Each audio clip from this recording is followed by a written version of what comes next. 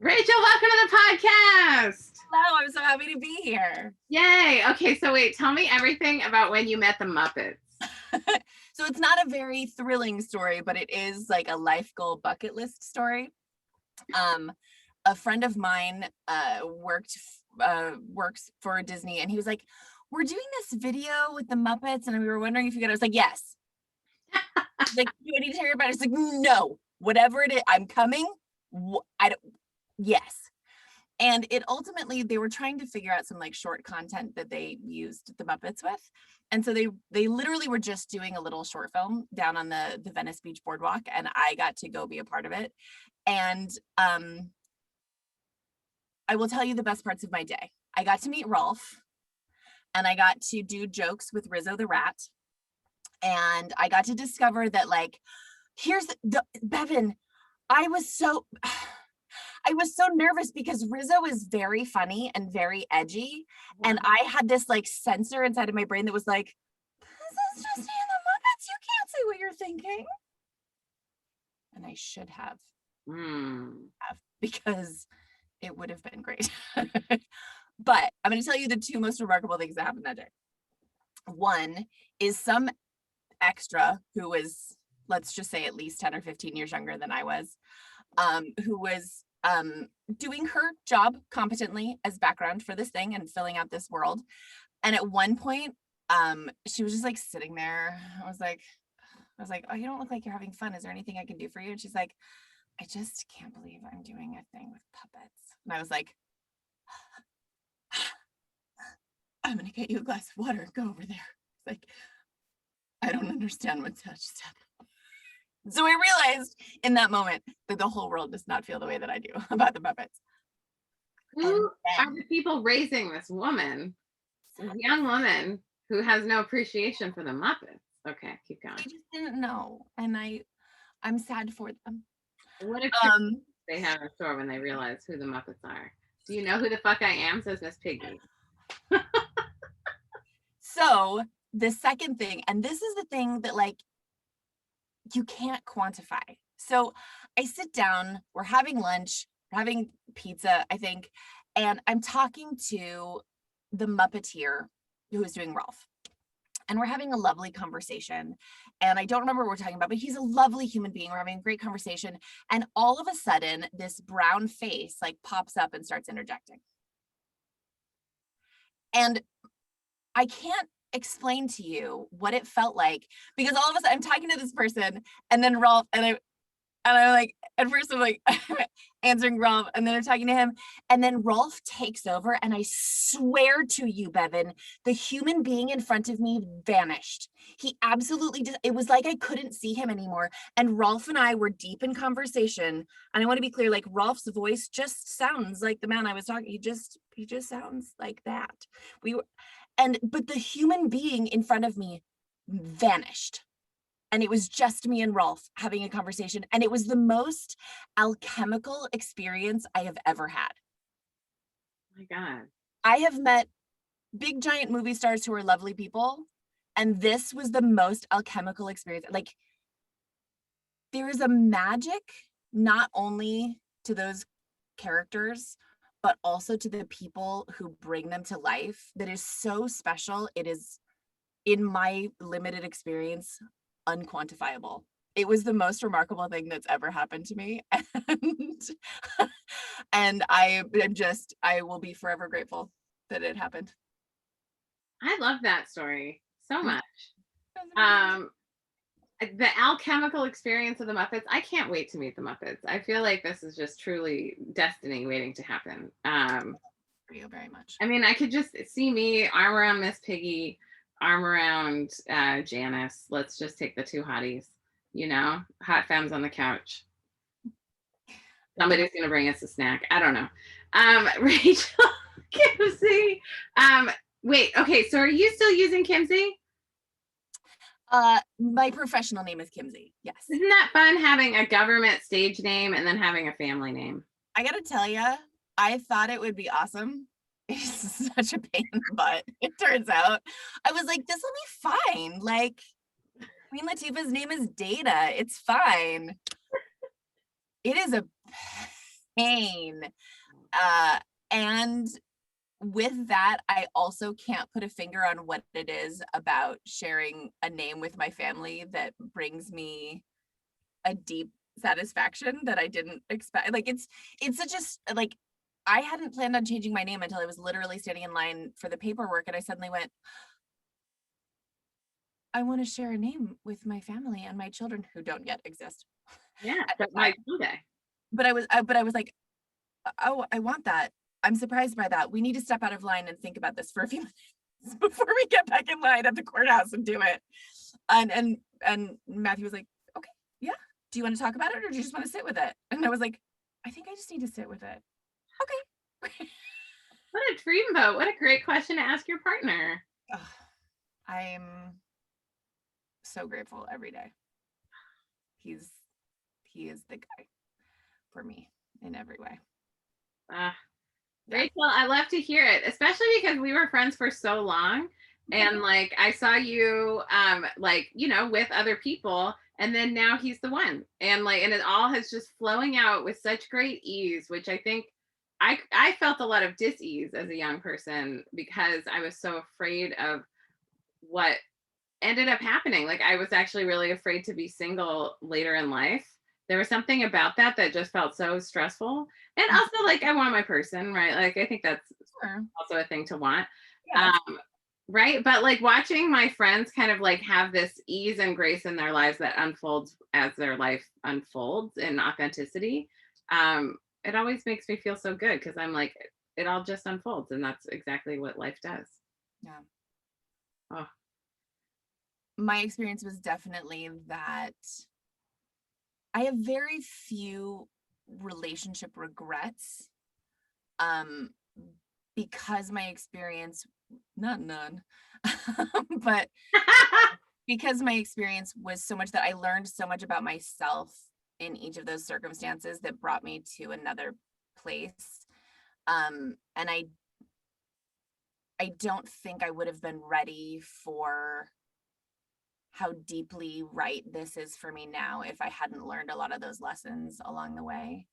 And which isn't just like, who knows, maybe if we actually met, it turns out 10 years before we met, if something magical had happened then and we'd had all stumbled in, like maybe we would have learned all those things together. I don't know, but I am grateful for the lessons I learned in the order that I learned them, because it has made this a very peaceful and satisfying new place to be. I can't say like happy ending. There's a lot of life left to live, but certainly brought me to this place, and I'm grateful for those lessons and for that process. Yes. And also just even the knowledge and the settling in my spirit of happy ever after starts now. Like I decided that a while ago, and like it really is like, I mean, life just ebbs and flows. It's just part of life, and it is what it is, and it's great and it's beautiful. And it's about, I love how you sum this up, how all the questions come down to authenticity. What was it? Authenticity, present moment, and what was the third thing? And vulnerability. Vulnerability, yes. The Rachel Kimsey story. Or Chicken Chat with Wonder Woman. I haven't decided what I'm going to call this podcast yet. One is a little catchier than the other, but that's true. One is really on theme for this podcast, and one is also on theme for this podcast in new ways.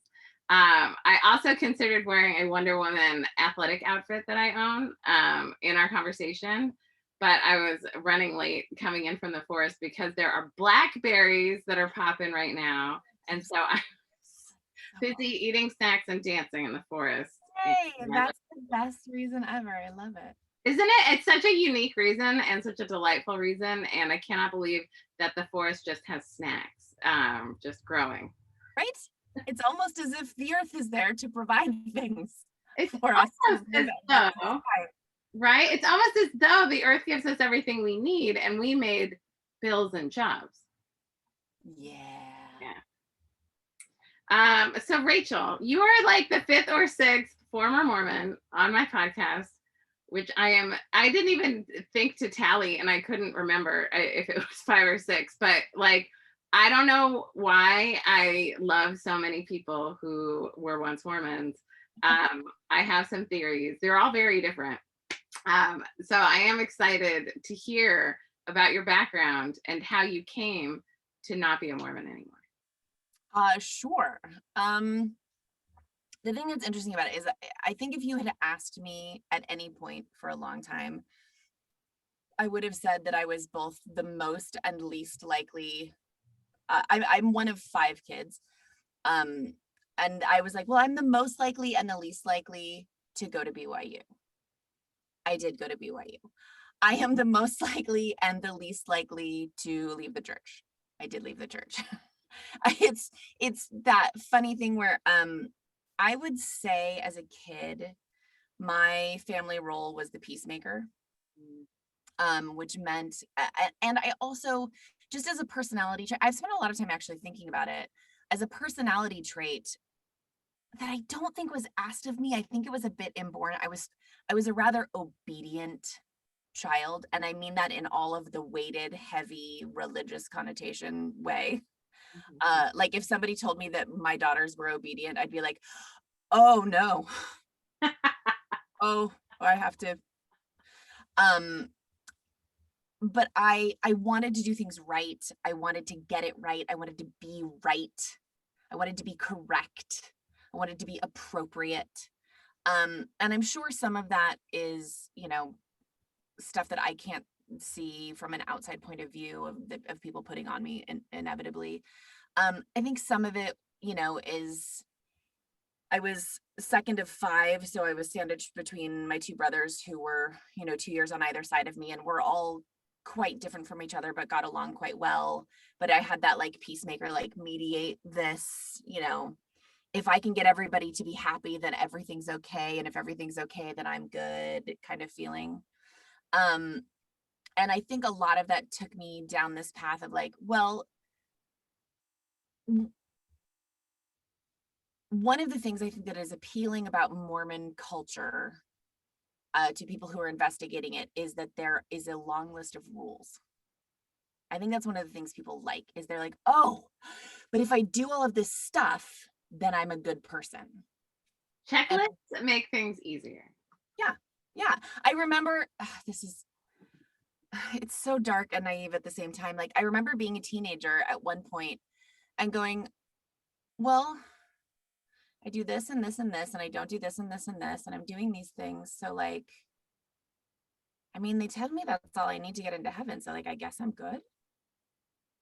That feels like that shouldn't be a thing that you should just know, but like, I don't know what else I can do. It's a little dark. It's very naive. So I think one of the things that appeals to people is that kind of checklist, or if you do enough good things and you make sure not to do the other things, then you're okay. And that was definitely something that I was like, I can do that. I am capable of that. I never wanted to go to BYU. It was never in my plan, but I literally got accepted to BYU before I even got any of my other college applications filled out. It came back so fast that I was like, I mean, I guess that's a sign I should go. Like it was 7 days and they were like, yeah, please come, plus we'll give you money. And I was like, oh, okay. I found out later that we had moved my senior year of high school, and my mom had applied for me early admissions because we weren't sure whether I should finish high school or just go straight to college. So probably I was just in there, we already accepted you like a year ago category. So they're like, yeah, fine. That's probably why it happened. But I didn't know that at the time. Do you think did it feel settled in your heart that you were going to BYU, or did it feel like path of least resistance, or did it feel like I'm just going to do this because it's easy?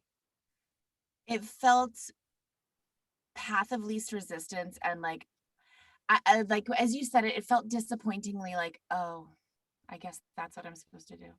Okay. Mm. But I will also say this, my freshman year was a wonderful year because it was the first time in my life that I remember feeling so great. I was like, I don't have to explain myself to anybody. Everybody just gets what I'm talking about for the first time ever. Like, I don't have to I don't have to say my brother's on a mission. And what that means is like, it was the first time I was ever in community with people who shared things in common. Oh. Unfortunately, by the end of that year and by the beginning of the next year, I began to see things in that community that I had never seen before because I had never been around that many of us before. Oh. BYU was the beginning of my undoing of my relationships with my community, because I'd never seen the hypocrisy before, because other people just, in the places where I'd lived, people were like, peace out, I'm done. Instead of like, I hate this, but I'll stay because all my neighbors are staying. And so that was a new experience for me. And it still took me a very long time to go, is it me, or is it this, or is it something more fundamental than both of those things? And ultimately from my journey, which was sort of a slow removing of myself, based on specific traumas that my culture told me were my fault. That was sort of the first like mega events that over time processing those and addressing how I was in relationship to those things, I finally came down to, I don't need this structure for the good things it has given me, and I have gotten good things from it. I don't want this structure for what it is and what it professes to be. And if the fundamental thing is true, that some man is going to judge me after this life based on whether or not I wear tank tops, I don't want to hang out with that guy anyway. Some man is going to judge me. I love that so much. That is my favorite way to sum up.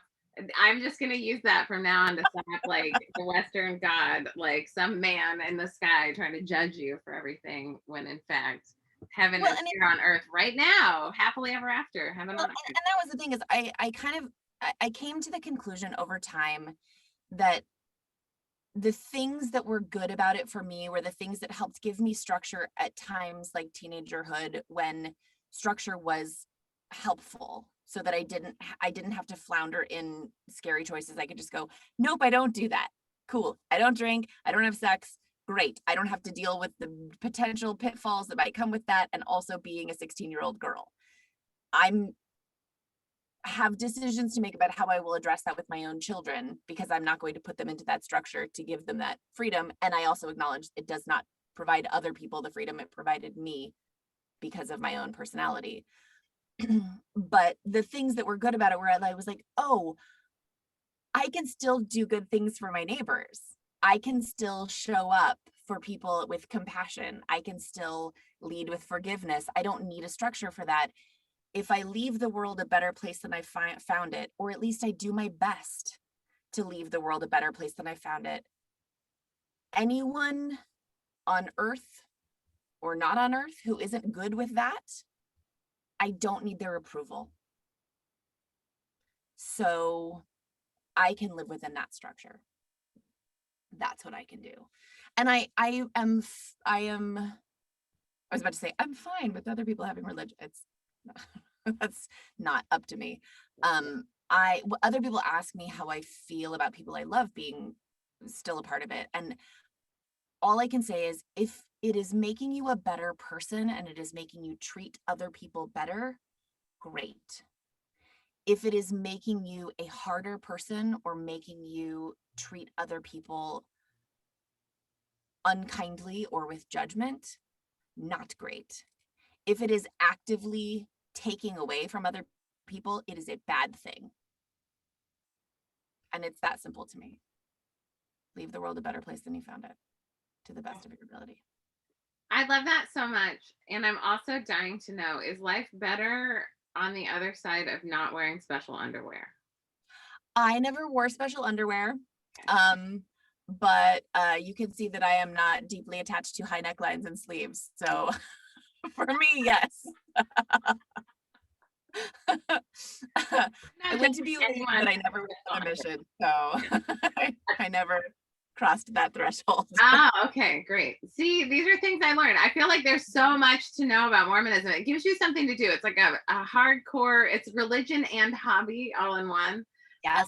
Um, It's taken me a long time to separate the religion from the culture. Like they're so entwined with each other in both positive and negative ways. Like Bevan, I got to tell you, I left BYU and I moved to New York City because it just felt like the right thing to do, and it was. It just there was like I was like everything in my logical brain says I should go to LA, but like New York feels, and I'm just gonna go. And I knew no one and I had nothing. And I was able to call somebody in a church organization that I'd never met. And I was like, I need a place to live. And they were like, we got a guy for that. And they helped me find a room to share in somebody's apartment. And I lived there until I found another place to live. And I showed up at church on Sunday and I looked around and I thought I didn't know a single person in the whole state. And I looked around and I was like, oh my gosh, I've met that person before. I've seen you before. I know you. Huh.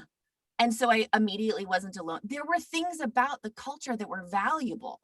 And there are things about that connection and that community that were valuable and that served me. And I'm grateful that there are people who try to build deep community connections like that.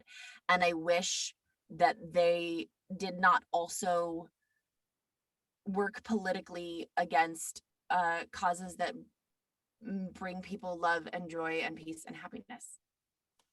You know,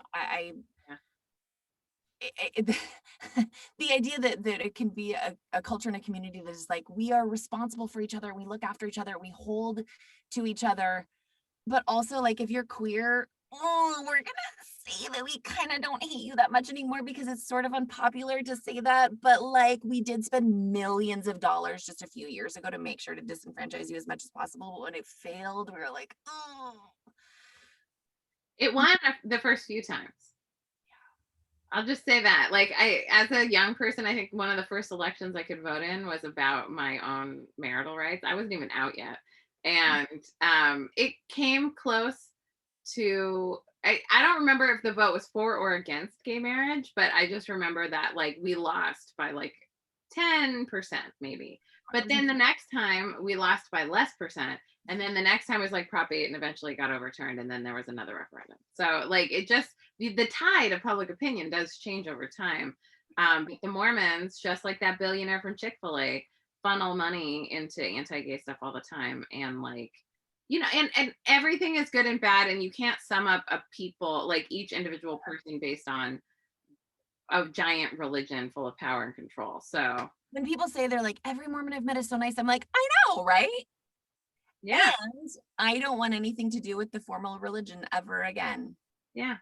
And it doesn't make me upset or disappointed from my family and people that I love that do.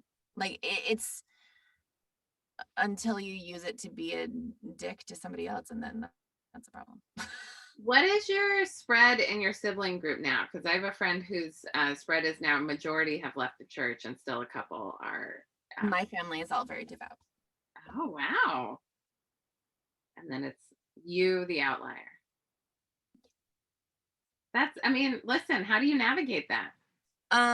I crept very slowly out the door until I realized I needed to make it a very clean break. And it's not an appropriate comparison, but it's the closest I can compare it to is that moment in the coming out conversation where you're like, look, here's my truth. I can't pretend that it is anything else anymore. And now it is up to you to decide whether or not you still love me. We come out in so many different ways. It is definitely a coming out when you reveal your truth to a family. And when that happened, my father didn't talk to me for 6 months, and my mother only communicated through email, but she was trying. And now, and when we came back together, our relationship is much more honest. It is much cleaner. There's so much less. There's the pretending and the trying to be that there once was is gone. And I know that they needed time to grieve, and I'm sure they still do sometimes. And I sometimes miss what was a perceived closer relationship that I know wasn't real. but I'm so grateful now that we actually see each other for who we are, and it makes all the difference in the world. Ah, yes. Look at all that vulnerability creating authentic connection, just like Dr. Brene Brown says. Love her. Okay, so you've done so many fun things in your career. Like highlights for me looking on as an observer was when you were on Days of Our Lives. Yeah. That was so cool. Tell me about that. How did you get that gig? How long were you like were you a struggling actor in New York? And then like how does Days of Our Lives pop in? Bevan, I used to imagine sitting on Dave Letterman's couch and describing the month that I did not pay any money for food because I did not have any money for food, and all of the ways in New York City that you can get just enough food to survive on for free. Yeah. Just say for the record, I never once went on a date for food. I didn't do it. But it turns out samples at the farmer's market and cocktail parties that you just dip into in the front. There are so many glass fronted buildings in New York City. You can just like pop in, have some snacks. I was so poor when I was first in New York, and I was working 5 jobs. I was working as hard as I possibly could. In order to also keep my days open so that I could audition, because I had a goal and a plan. And honestly, I was so happy. I was so, like, I look back at how broke and hungry I was, literally. And I started working my first day job of the day started at 4:30 in the morning. I opened a gym. I was like the first person walking through. I was there before the bread delivery truck. And I was so happy because I knew that every choice that I was making was in service of my goals and was in service of my plan. And honestly, that has been one of my anchors my whole life. There are times where I came back, I was like, okay, I'm making more money. I'm doing stuff I like. Stuff is going pretty well. Why am I not happy? Because I am not making choices in service of my goals, in service of a deeper truth of myself. And I've had to make some major corrections when I got pulled in the direction of comfort a couple of times, because I look back to how foundationally true that was for me. And I understand that it's not how it works for a lot of other people. But for me, that kind of struggle and risk felt better than comfort that took my eyes off of where I was headed. And it still took years before I had an opportunity that made any difference in my life at all. I was so broke when I booked The Young and the Restless, which was my first soap opera, that I had long blonde hair at the time, for a number of professional Was I wrong? It wasn't Days, it was Young and the Restless? Days was my second show. I didn't realize that. Oh my God. Wow. Okay. And then I did Days for like 6 months, 2 years later. So The Young and the Restless was the first one. I had long blonde hair for work, and the actress that I was replacing in the role that I was taking over had short brown hair. So I had to get it cut and I had to get it dyed. And everyone's like, you cannot go to wherever it was that you used to go. Like, you got to go to like the salon, right? It cost me, and then they were like, well, the show will reimburse you. It cost me so much money to get my hair cut and colored. I did not have money for rent. And I had already quit my day job because I didn't have time to do all the stuff I had to do to prepare for the job and get started with the interviews and the costume fittings and the rehearsals and things. And then the 2-week delay from when I started working to when they paid me. I had to borrow a month's rent from my manager based on the idea that I wasn't going to get fired on my first day, because I literally did not have the money to pay rent that first month, even though the biggest paycheck of my career was pending. And I bought my haircut on credit, and then I never got reimbursed. The most expensive haircut I ever had was one I never chose and didn't like. But I was so excited. But I did interviews where they're like, how'd you feel about cutting off your hair? I was like, it's the best job of my life. It's the best haircut of my life. Are you kidding me? Like, 8 inches of hair versus the best job I've ever had. What are you talking about? How long were you on Young and Restless? Who did you play? I played a character called Mackenzie Browning. Mackenzie Browning. I love that name. That is a fun soap opera name, Mackenzie Browning. It's good. It was fun. She was a legacy teen character. I was the third actress to play it. The first actress had done it for a while, and then a second came in, and then the first one came back, and then I came in, because soap operas are delicious. And I was supposed to have a 3-year contract, and about a little over a year in, there was some money restructuring higher up than our show, and my character had just wrapped a juicy storyline, so they cut my whole storyline and said goodbye to me.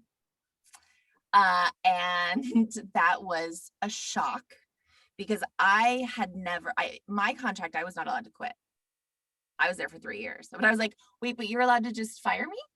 Like, I didn't know. I was like, but I didn't do anything. You just needed my money.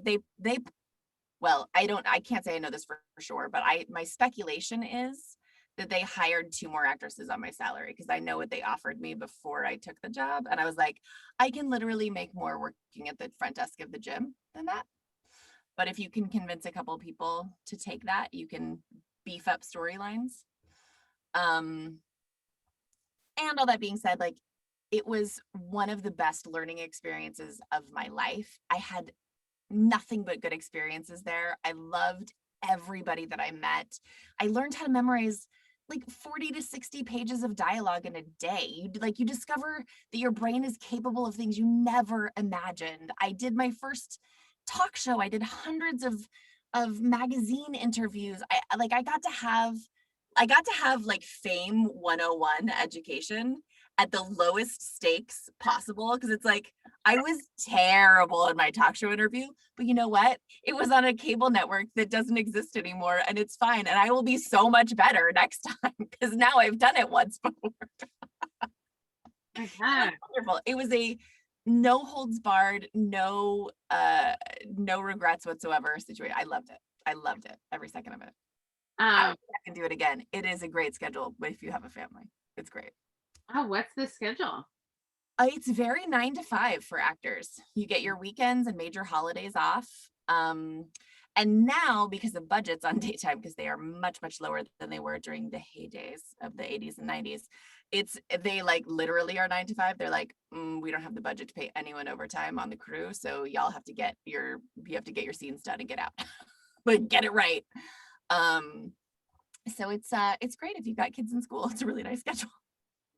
If anyone's hiring, I'm available, because I have small kids in school. That sounds great.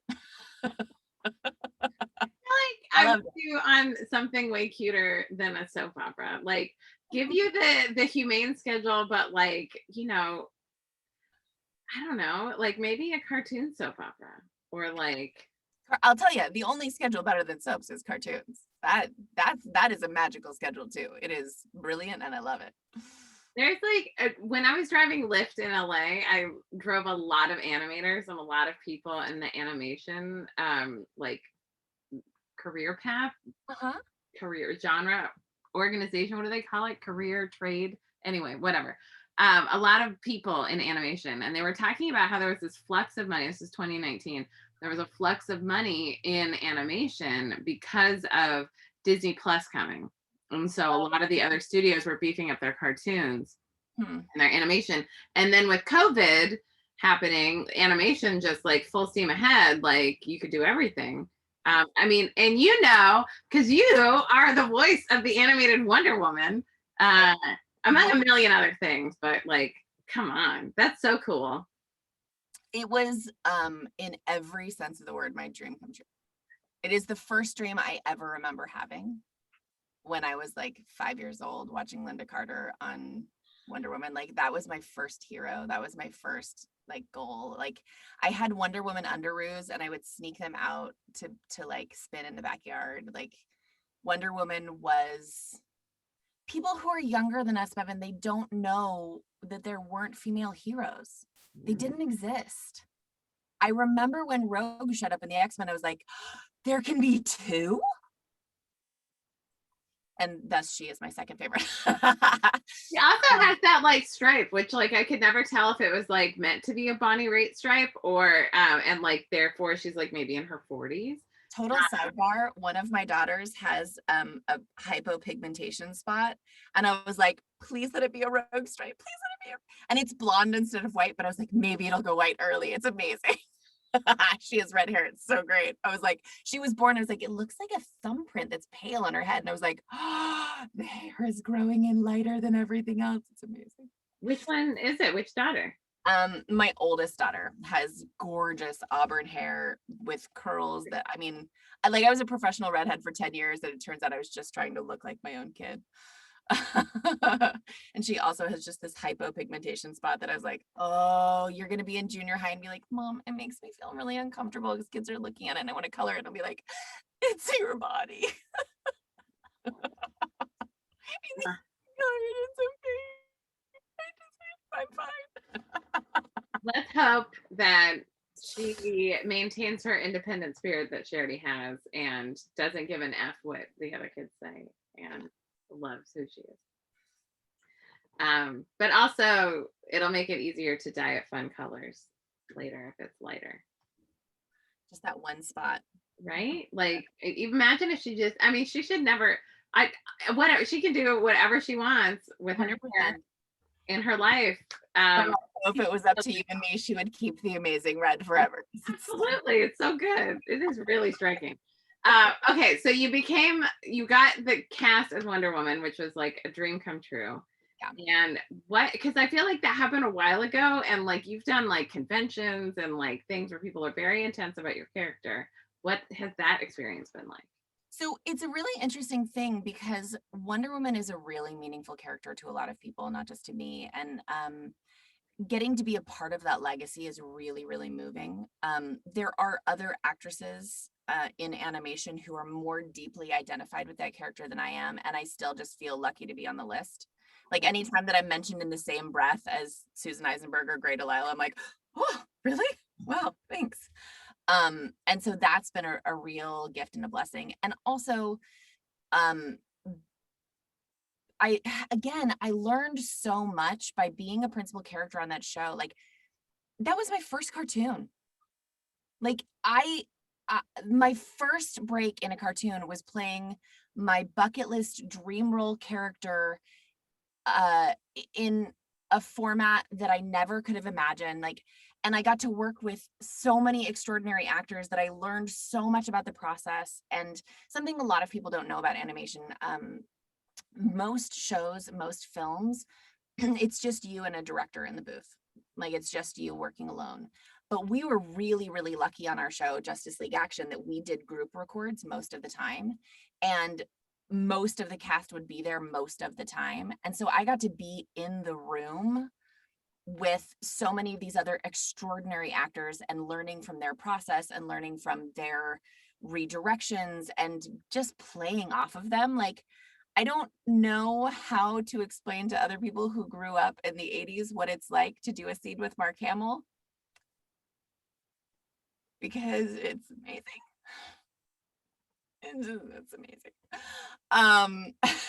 And like so many gifts from that process in learning how to do what I did better. Like I was able to walk out of that experience a better actor, and also so much more at peace with myself and my process and how I work, and so much more calm and centered in what I do, because I was able to practice it so much. But then also we had a really strange experience where powers that be above all of us didn't want to air the show much or support it much. And so people they literally didn't see it much for a long time, which is professionally a bummer, but like not my problem. But also I was like, this is so good. I just wish more people got to enjoy it. Like it's so great. But people have been discovering it during COVID time, which is really fun because more people are watching it, watching more things. And that has been really delightful. And so the relationships that I've built from it have been more deep and rich and authentic than they would have been if there had been a huge onslaught, which has been a real gift. And then getting to slowly experience more people's joy with something that brought me so much joy has also been a fun compounding thing, particularly on top of that base of rich relationships that began in there. So it's been interesting. It was like, I remember when I got it, one of my friends was like, "You're gonna go to conventions forever." And my first convention, I was like, "Does anybody want to come say hi? I'll give you things for free. Just come say hi to me because I'm sitting here by myself." And who knows what it'll be like when the world reopens. My God, I had no idea. You know what's funny is how you said this just yesterday, social media is a highlight reel. And I was like, so I saw you on a panel at a thing, and I assumed people, I don't know, I think I wouldn't go to a convention because I cannot do crowds. Like at this point in my life, I'm like, I really wanted to get more sensitive and I did it. So I just do not want to be in a crowd like that. But it seemed, in my experience of you doing this panel, isn't that funny? Is like, oh, like clamoring for your attention. Well, it's a funny thing though, because there's a difference, right? There's a difference between my peers who I feel seen by and recognized by. And so I've gotten to teach voice acting at San Diego Comic-Con with two of the biggest working voice actors in America. Like, and they were like, "Hey, would you come teach with us?" I was like, "Me? Oh my gosh. Yeah, yes, I would be grateful." And I've gotten to do panels and I've gotten to appear certain places. And that's, that's on a peer level. And part of what you see is just how much it's just so fun. And I love it. I love being among people who love what I love and getting to share that with them. The other side of it is knowing perfectly well, and comparison is, the beginning of death, but knowing perfectly well that there are people with like lines for autographs that last for hours. Yeah. And I'm like, "Hey, it's so good to see." We can talk for like 20 minutes because nobody else is coming. Yeah, and then you will easily be able to skip off and go get a Starbucks. And don't, because sometimes fame is just more. It's so overrated. More. Yeah, it is overrated. I'll say that. Like as someone who used to the best thing about money is that it gives you opportunities. Yeah. That's it. That's all it gets you. Yeah. It's a tool and a responsibility, really, that not everyone utilizes. Okay, I want to talk about your kids, just because I did this whole episode a few weeks ago, because there's a few folks who listen to my podcast who are trying to conceive. And so I did a whole episode of all the different ways I know of people who get pregnant or have kids in whatever way they're meant to, right? Because I really believe, like, if you're meant to be a parent, you will be a parent. It's just sometimes not apparent how you're going to become a parent. So tell me, so you and Matthew got together, got married. How old were you when you got pregnant for the first time? So I can't do the backwards math. I had my first baby at 39. Great. So whatever 9 months before that. I think I was somewhere around there. So then I got, so I had my first baby at 39. And the thing that I think is really interesting about our journey is actually not that, it's the conversation that happened before, which is when we were dating and when we were talking about getting married, because we both knew very quickly that this felt like the right thing, but we both said, let's take a little time and be sure. And at one point I said, look, I need you to know that several of my friends are blessing me and the world with a very candid storytelling of their fertility struggles. And I need you to know that I, through their experiences, have realized that I do not have the emotional resilience required to go through an IVF process. I feel much more connected to bringing a child into my home that needs a home. So I need you to know that I am going to have children and I want to have them with you. And I don't need them to look like me. So if it crosses a threshold, I want to adopt from the foster system. And he said, okay. And I was like, anything else? He's like, no, absolutely. Okay. And I was like, oh, well, all right then. Great. I've spent a lot of time thinking about this. And you said, that sounds great. And not in a capitulating kind of way, but in a, yeah, I'm not going to fight about gene expression. And with that, I honor the families who do. But I learned through my friend's process, I was like, I can't, that particular level of emotional resilience, I don't have it in me. Mm. And then we literally got knocked up the first time we tried. So it didn't end up being, I was like, well, hi, let's have a GTMI conversation. People on a podcast. I was like, I'll stay on birth control through the wedding because like I just don't want to deal with it. But literally 2 weeks after the wedding, we're like, well, it's window time. And then 10 months later, there was a human being in our lives.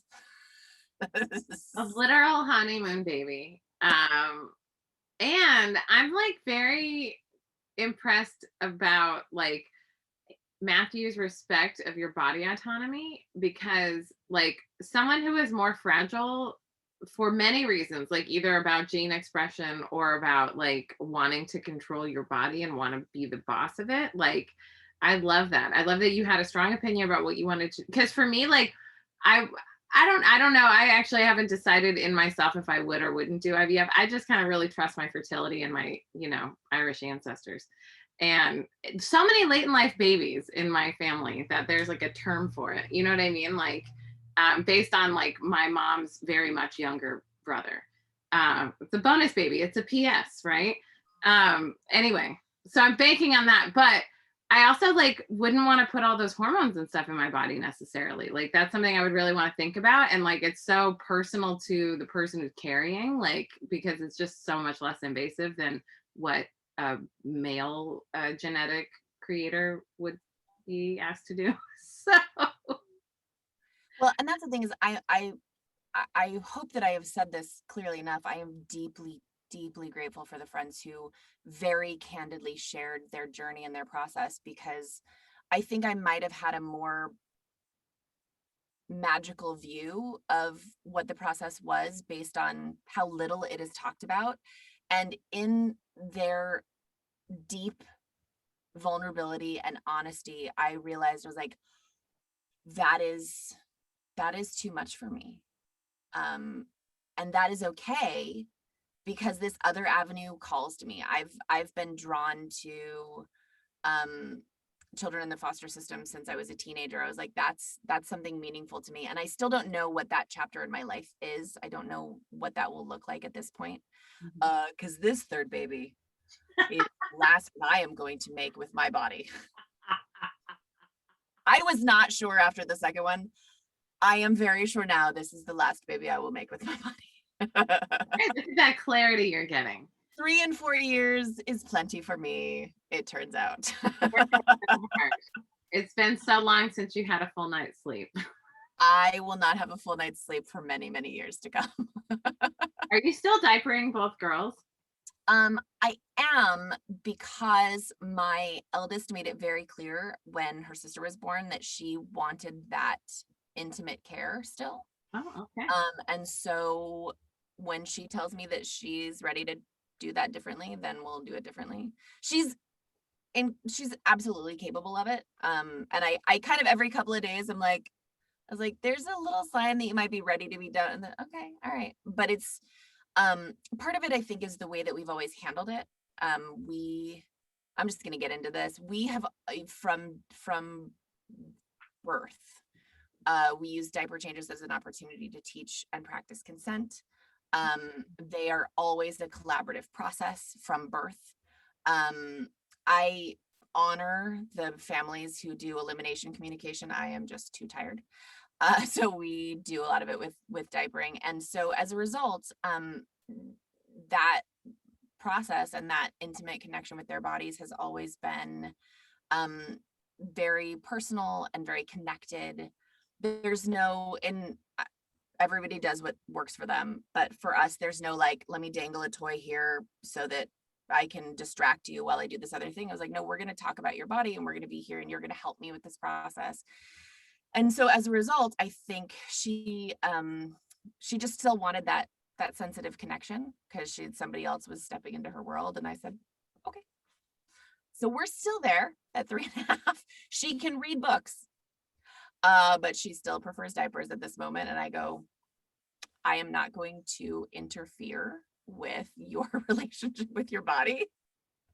And nobody can make another person use the toilet. So you'll tell me when you're ready. Feeling it'll happen this summer when the two of them do it together. It's my hunch. Not fun that they're going to do it together. Okay. I'm so curious about this, like consent as a newborn. How do you do a newborn consent diaper change? So babies show up so much more present than we give them credit for. You know, it's fun to joke about the cute potato, but like they are full people. There were qualities of their character that I noticed in the first 24 hours with both of my daughters that have held true every day for the rest of their lives. And it's not a story that I've been conscious of checking myself as like, is it a story that I'm telling myself about them that I am writing to be true? And I'm like, no, this is the person that you showed up in the world. And I observed this about you. And I am still here in this with you. And so what it looks like with a newborn is, I'm going to lay you down now. And now we're going to take these pants off. I'm going to do one leg and this leg, and I'll tap that leg before I take it off. And then I said, now I'm going to change your diaper. So I'm going to lift your bum. And I personally never grab the feet and the ankles because who would like that feeling? So I'll slide my hand under their bum and lift it up, and I'll slide a diaper underneath and then wait and watch and see what the reaction is and say, okay, now I'm going to take it off. I'm going to do this side. And so I would tap the one side of the tape and open it, or I would tap it and wait and then open it and tap the other side. And now this side, tap it and wait and open it. And then I would say, now I'm going to help you get your body clean. And then, you know, I would take the diaper and wipe whatever's there. If it's there, there is one blessing to breastfeeding, that it's no fault of a formula fed mom, but oh, those diaper changes are so much easier for many months. Oh, because it's different food. Fed is best 100%, but I will say I am grateful for every breastfed diaper change. And then clean their body and tell them what's going to happen. And I like, we never bought a wipes warmer, but especially in the cold winter months, like I'd warm it up to like put it in my hand and like warm it up till his body temperature. I said, this might be a little chilly. I'm going to put it on your body. And I would hold it there till it got a little warmer. And then, you know, take that diaper out and say, okay, now I'm going to cover your body up and put that on and do one side and tap it and tap the other side and do that. And then say, okay, now I'm going to show you your pants. And we're saying, let's do the right leg and slide that one on. Let's do the left leg, tap that knee or that foot and slide it on. I'm going to lift your bum. And then as they get older, I'd be like, well, do you want to lift your bum for me? Okay, I'm going to help you. And then eventually they do. By 3 months, my babies were at least like squeezing their butts, even if their butt didn't come off the table. And, you know, and by a year, they're undoing the tabs on their own or, you know, helping change it or letting me know when it's time. And it sounds like it takes a lot longer, but it doesn't, because you're never fighting about it. I mean, every baby does have like a brief period of time where they just like fight diaper changes. But I discovered that honoring it with consent is still the same thing. It's also a time where we can talk about correct names for anatomy, you know, and so like I will always label their anatomy correctly, so that they know what it is. I apologize to my daughters in 15 years, but like I noticed the day that they discovered that parts of their body felt better when they were being touched than others. And wow. I'm not going to shame them about that. I'm going to say, I was like, oh yeah, that's what this part of your body is. And it's a part that feels good when you touch it. You know, it's the beginnings of honoring their body and honoring their awareness of their body and my relationship to it, which is I'm here to keep your body safe and I'm here to keep your body healthy. So the days that you just don't want to have your body changed or your diaper changed, and I understand, I am going to do it anyway because I know that my job is to keep your body safe. So I'm going to help you anyway, even though I know that you don't want this right now. And that's the beginning of that relationship between the two of us. Is there are going to be times in your life where you want something or you don't want something, and I honor that, and I know something that you don't, so I'm going to help you through this transition, and you can tell me that you don't like it, and I will hear it, and I will love you always.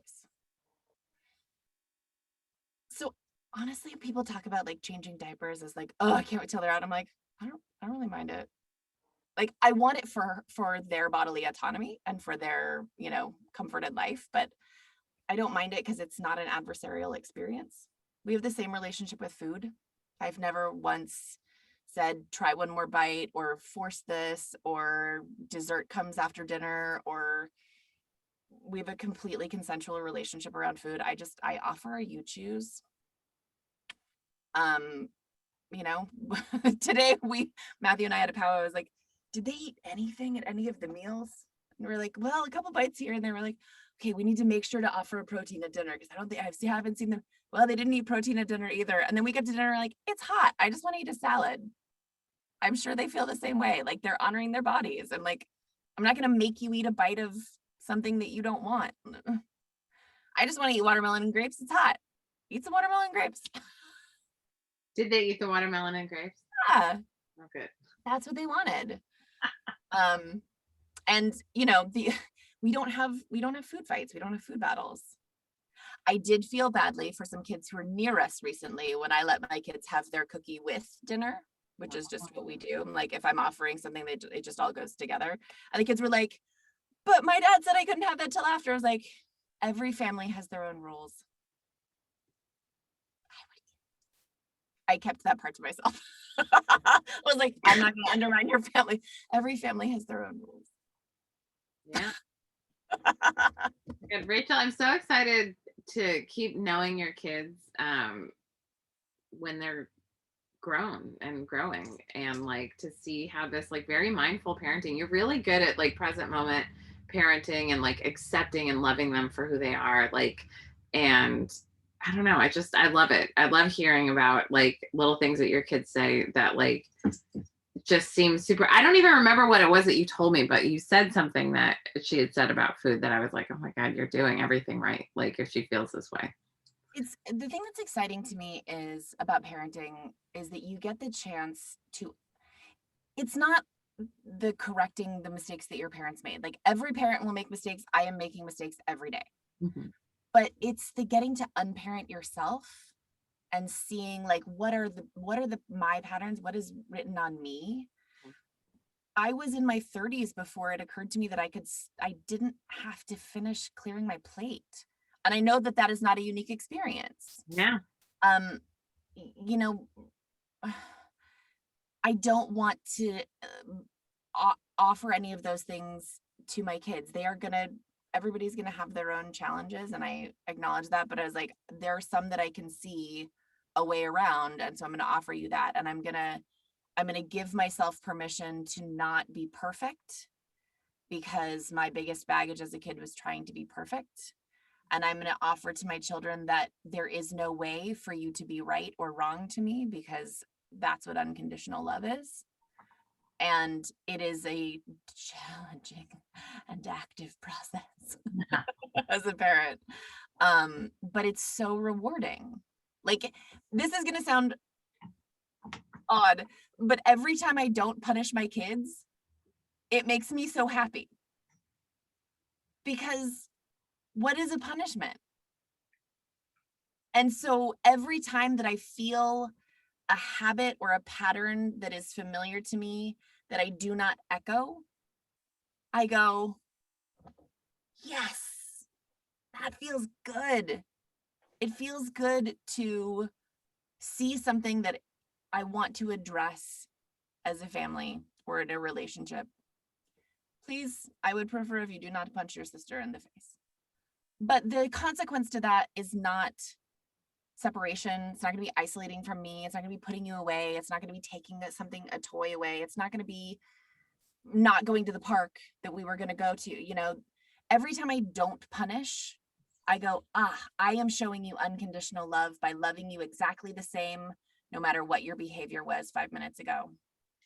And that feels amazing to me. Mm. And that makes me, the child, heal. And I will make so many mistakes in my lifetime. But every time that something like that happens and is a different pattern than the one that feels intrinsic, it feels like joy.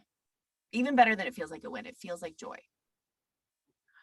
That's so good. Oh, it's so good. It's so connection. Okay. I want to make sure that we talk about this. Okay. You, during the pandemic, you moved from, Burbank, Studio City. Yeah, Studio City area. Studio City. Okay. To Ojai, which I think is just like a dream come true for me. I mean, I just love Ojai. I think it's so beautiful there. And it's an energy vortex. And so you have this beautiful home with a very vibrant chicken coop with a very dramatic story. Will you please tell us the tale of your chicken family? So I'm going to tell you our chicken saga. I knew when we were looking for land, we were looking for dirt. So a value my husband and I both share is a house is a place you live, but dirt is yours. And so we wanted dirt. And when we actually found a little house on a large plot of land, we were like, that's our dirt. Let's go get some dirt. And I knew on some level, with zero experience whatsoever, and for the record, a childhood fear of birds, or a childhood fear of chickens specifically, that I wanted to have chickens. Like Meghan Markle. Like my sister, I don't know. Like there was something about like I'm gonna have food that I raise on my land. That, like, I joke that I was like, if my vegan friends come visit, I was like, come have some vegan eggs, because these are loved animals who are leaving these things behind, whether or not anyone eats them. Yeah. Not like, if I was like, come, I was like, I can yield something from the land just by loving something fluffy. And one of the things that just when we found this house, it was just sort of like tiny miracle after tiny, like little sign that it was like, oh, this is really our dirt. And one of the things, they had already had like a small chicken coop on it and 4 birds, and the people who were living here are moving to Hawaii, so they couldn't take them, and they were like, would you like the birds with the house? And I was like, oh, yes, I don't have to build a coop and do the research and find out. I could just step into it. Amazing. And that was a blessing. And immediately things started going wrong. I had a beautiful bird who suddenly I was like, something's not right about her. I don't know what it is. And it turned out it was a thing called water belly. And so I had to learn a chicken anatomy really fast, because I was draining the water from her body every couple of weeks, because their body will literally fill with fluid, which will eventually compress their heart or their lungs. And it is a beginning of the end life process. So it was extending her life and keeping her comfortable, but she like immediately fell in love with me, because the process was giving her warm Epsom salt baths and then petting her and then making her body feel better. And so she immediately fell in love with me, and I fell in love with her. And eventually nature did what it does, and it was her time. But I was like, well, all right, we dove right into the deep end. And then I was like, well, now we only have 3 birds, which isn't enough eggs for my family to eat. So I'll go get 2 or 3 more. And then this woman had such cute birds that I was like, well, okay, I'll get 5, because I'll get some little ones. And then I came home with 6. Because there's a thing called chicken math. So I went for 2 or 3 birds, and I came home with 6. So, all right. And then it turns out that one of those was a rooster. So we had to take that bird back because I only wanted hens. And then once that rooster was gone, it turned out that there was another one who was a rooster in hiding. He just didn't feel like he could come into his own. And then I was like, ugh, but you're so cute. This was Pinecone. This is a bird that we call pine cone because he looks like a walking pine cone. He has a condition called frizzle, which means his feathers curl backwards. So he's a silky, which means his feathers are extra soft, and he's a frizzle, so they curl backwards. So he is a completely absurd looking animal. And he's a bantam, which means he's a small sized chicken. So I was like, well, he's not giving the girls a hard time. And he's so cute and silly looking. So well, I'll just keep you. It's fine. You look at you, Pinecone. How can I let you go? And then all of my girls got broody, which is a condition that chickens just go through. Some breeds do it less than others. Oh, it turns out the ones that the previous owners had, they don't really go broody because they've been bred not to, but all the ones I got did. And it's an infectious condition. Women's periods do not sync up, but apparently broody birds do. And one of my birds, the teeniest one, we call her Rain Dove Model in honor of Rain Dove, who I love. She looks like a little mourning dove. She's teeny. She can fly, so she gets out and plays in the yard. We have a big free ranging area, but she gets out other places. And one night I realized we hadn't seen eggs from her in about 10 days. I was like, oh, she's got a nest somewhere in the yard. I got to go find it. She constantly had nests somewhere in the yard. I always found them eventually.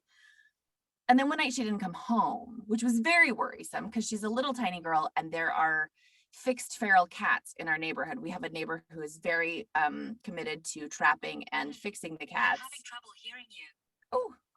Oh, that's my watch telling me that she can't hear me. No, but there are all these fixed feral cats in the neighborhood. I was like, this is a tiny little bird. This is not good. For a week, we look for this nest because I immediately know, I'm like, oh, she's gone broody and she's sitting on this nest somewhere in the yard and she's not coming home to the coop because she's sitting on this nest. And then one night, I'm teaching a class over Zoom and my husband pops into the office. He's like, I found it.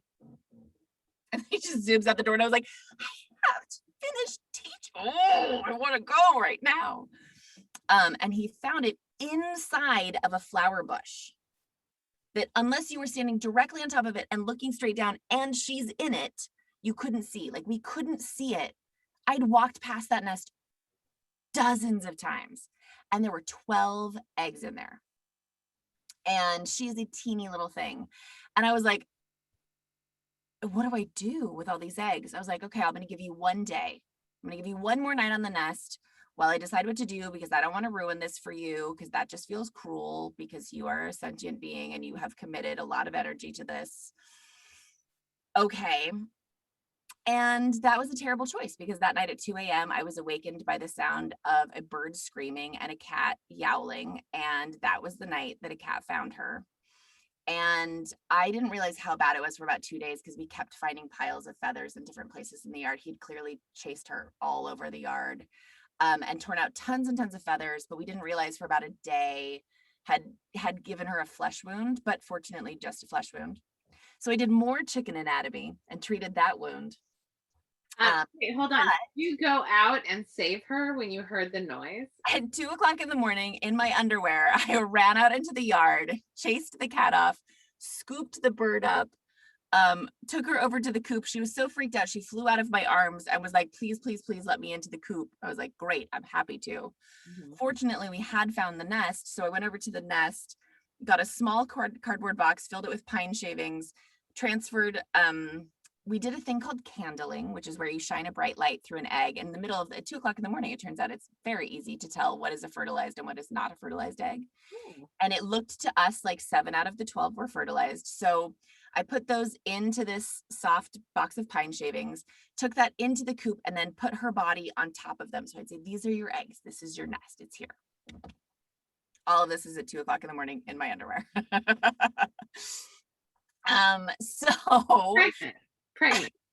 Pregnant. Yeah. Was I pregnant then? Yes, I was. I've been pregnant for 22 weeks. This is pregnant. The entirety of this chicken saga has happened. Right, of course it is.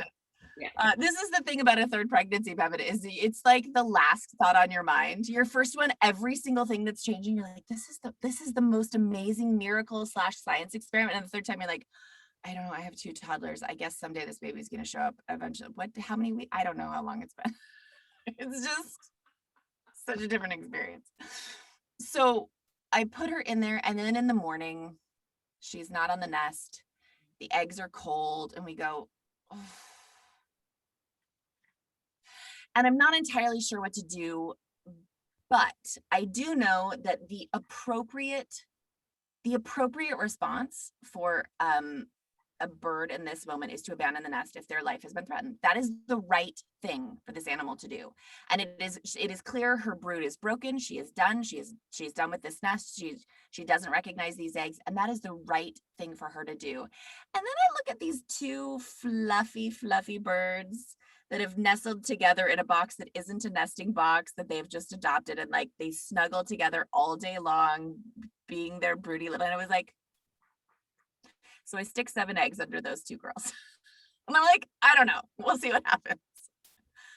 And for the next 2 weeks, we just kind of go, I don't know what's happening. We tried candling the eggs one more time, but we couldn't really see through them. And we realized later we couldn't see through them because there were birds growing inside of them. But we were kind of like, let's just give it some time. It's only fair to give this a chance. And then one day, so broody birds will only come off their nest usually once a day to go eat and poop and maybe dust bath.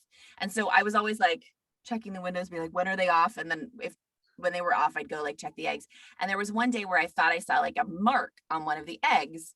So I reached down to wipe it off, and I realized it's a beak. And I was like, oh my God, we're actually hatching a baby.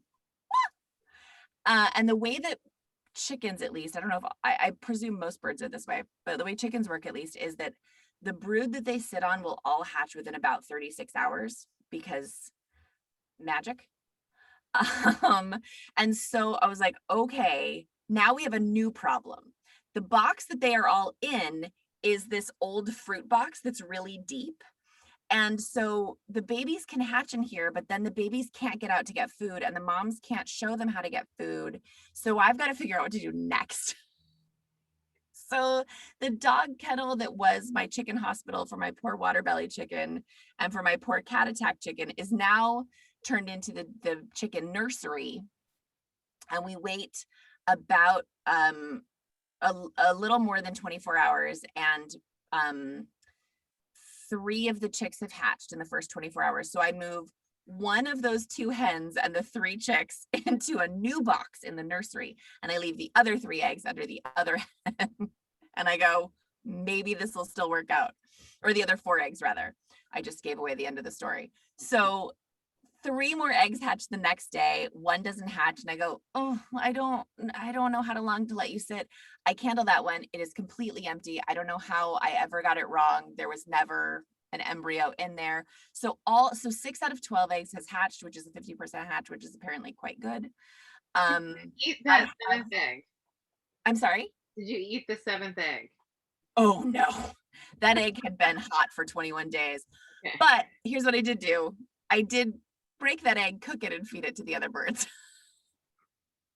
Because chickens love scrambled eggs. And I did not know this before I had chickens, and people seem a little horrified by this, but chickens love scrambled eggs, and it's very healthy for them.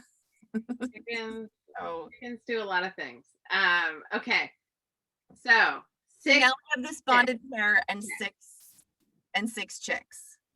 And now, to me, this is the most beautiful expression of family, because the bio mom of these eggs did the right thing to heal her body and protect herself, and she abandoned her nest. And this like bonded pair of hens, who the only thing they wanted in the whole world was to be moms, have now adopted these 6 chicks, and they are amazing mothers. They're so good. They're like, these were always their babies from day one. They never let them stray. They're looking after, they're teaching them the ways of the world. If you buy a chick from a breeder or Tractor Supply or whatever, you can't integrate them into your flock for weeks and weeks, because the other birds will pick on them. But if the babies are born there, the moms are gonna be like, I'm going to teach you how to forage. I'm going to teach you how to look for stuff. I'm going to teach you how to find water. I'm going to teach these other ladies that they need to leave you the heck alone. It's a really fascinating dynamic to watch. And because these 6 babies have 2 moms, It is just wonderful to watch them all like interact with each other. But wait, there's more. Then one morning I come out and there are 6 chicks.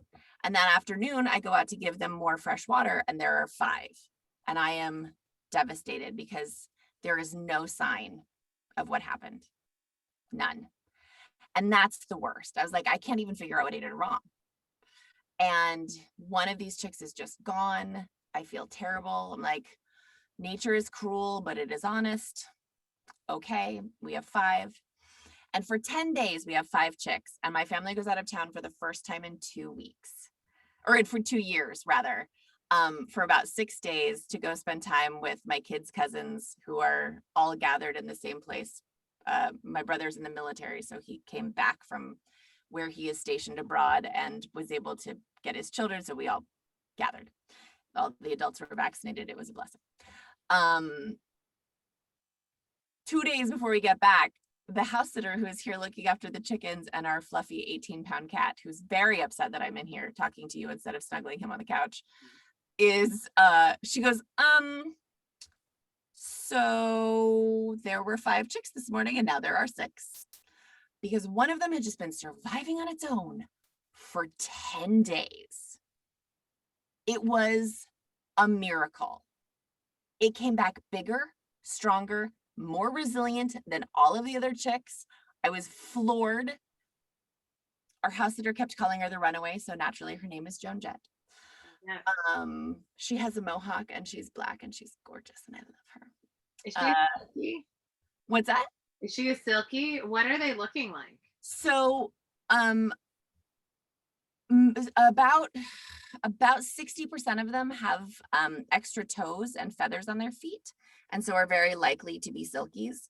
They all have black skin, so they might all be some version of silky or satin, but they're very strange hybrids because pinecone is a silky frizzle and dove is like a lavender gray bantam Japanese, which is a very sleek bird with like a very lifted tail, like a very efficient aerodynamic looking bird. And pinecone is a walking pinecone. So we're just waiting to see. Like I don't even know.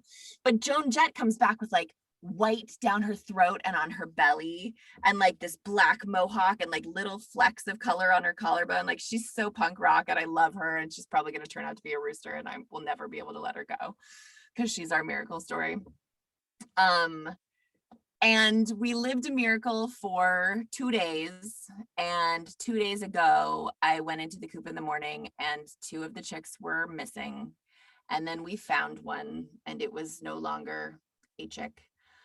So we have evidence that one is gone. I have asked so many different chicken people what the symptoms are of what we think it is. Some kind of predator somehow got in and killed it but didn't eat it. I don't know. It's very confusing and it's gross. So I'm not going to do that to people. But we found that one. But there's another one missing. And so I'm holding onto this tiny thread of hope that it will just like emerge like the last one, that it was just like, peace out, things are getting scary and here we're gone. But I'm also trying to be honest with myself that is just my sadness speaking, and it's probably gone. But so currently we have the Fab 4 chicks. It has been a huge lesson in life and this cycle of life and nature and what you can control, what you can't.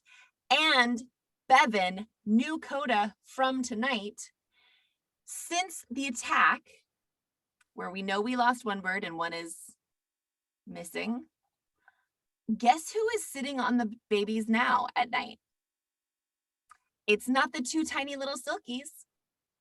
They have further been adopted. Last night, our rooster sat on 3 out of the 4 of them. Tonight, the rooster's on 1. Our biggest, fluffiest hen, who is in henopause and no longer lays eggs that are right, she's got the other one. And then our last broody hen, who just so wanted to be a mom and I didn't have any more eggs for her, she has adopted Joan Jett, and the 2 of them are like simpatico, and she has the other one. So the little mamas have now said, we are no longer the right ones to defend your bodies. The rooster the one who roosts high, and the biggest, fluffiest one. That's where you guys are tonight. So they are stepping up in every version of blended family, and it is magical and delightful, and shows that you make a family however you make a family, and that's what it looks like, and I love it. All right ways to have a family. Um, I'm just riveted. I'm riveted by the chicken chat and by the chicken tale. This has been truly a delight to follow along. People can find you how on the internet, Rachel Kimsey? I try to be very easy to find. I am just at Rachel Kimsey on the Twitter and the Instagram and the Facebook, if you still do that. There's a lot of chicken content right now. I'm sure eventually we'll get back to video games and cartoons when the world reopens. But right now we're enjoying the present moment of our nature, and it's great. You know, the world reopens, but like also you are a mom with a chicken coop and kids to raise. You're home. Oh man, wait till we get goats, Bevan. It's gonna be a whole thing. You gonna get goats? I think so. I think either goats or llamas, but I'm biased toward goats. I have been for a long time. I love them. Will you put pajamas on your goats? Only if they're babies. I'm really trying to work on my community getting goats because we spend a lot of money on mowing lawns that do not need. Oh, that's it. Honestly, like I joke about them because of how much I love them and how adorable they are, but there's also we live in this like hybrid desert and then overgrowth cycle where we are, and having goats to be able to keep the things that overgrow down is such an efficient way of caring for the land in a better way, and they're adorable at the same time. And I am for it. We're also considering mini donkeys just because apparently they're the funniest, sweetest, fuzziest things ever. I might need to get like a mini donkey to keep the goats safe. I don't know. It might be like full prairie life out here within 2 years. I'm gonna go from city kid to country mouse like overnight. I would like to stress to the people who don't know me, I've never owned a pet. Ever. My husband brought a cat into my life, and that was the beginning of the end. Now I have 14, it was 16 chickens, and we're looking at goats and potentially donkeys, and maybe we'll adopt a dog next week. I don't know. I was gonna say, like, when is the dog happening? Because I feel like can't believe that cat is Matthew's and it wasn't yours for some reason. Well, this one, this cat, Matthew had an amazing giant 22-pound Maine Coon when we met. And he was, by the time we met, a well senior cat. And so when he passed, we were looking for just the right big fluff to love us. And this one, Matthew was like, yeah, this one's definitely your cat. And I think it's because we met him when I was pregnant, and animals know. And he is now, he's like super glued to me again while I'm pregnant, which is really interesting. But yeah, he was a responsible animal owner because he lived in New York City, and he was like, I live in an apartment and I am not home a lot, and when I am, it's still an apartment, so I'm gonna get the biggest cat I can because it's not fair to a dog. I have never had a dog because I had never had a life that kept me around enough to have a dog, and it wasn't fair to the dog. Now we have chickens and toddlers and space, so finding the right dog for us is a ever fluctuating equation. So it's when it comes, it will come. We thought we found the right one, and then they sent it to Oregon to live at a rescue, and I was like, that was my Pyrenees and somebody stole it to Oregon. It'll probably be happier there because it's much cooler. Yeah. Anyway, I'm terrible at wrapping things up. That's all right. I don't have any white guy producers, so I just get to wrap it up how I want to. I'm so glad you were here. Thanks for sharing your story and resilience, connection, authenticity. I feel like I've learned even more about you, honestly. And I feel like you do such a good job of knowing your lessons from things and really like having sorted through stuff and understand. I learned this from here. I had this experience. So thank you. I appreciate it. The value of self-reflection has only grown stronger to me over the years, and realizing that part of the journey of forgiving myself for trying too hard to be perfect when I was young is realizing that there is something for the future me that I would like to grow into in all of those experiences. And so if I have something to offer to people who are in that process, it's love yourself for those things you perceive as mistakes, and love yourself through those things you perceive as flaws and challenges, because you are deserving of that love, and that experience will help you build the empathy and the compassion to be the person that you can be if you want to be, if that's the path that you're on. And it's just so much nicer to live inside of love for yourself. It's way easier. Better place to be. Yeah. Maybe, I mean, is it easy? It's not easier to do the work, but it is easier to live the life. Once you're into, It's easier to be at peace inside of yourself, and the work is worth it to feel that peace. yes. Yay. Thanks, Rachel. I love it. Thank you so much.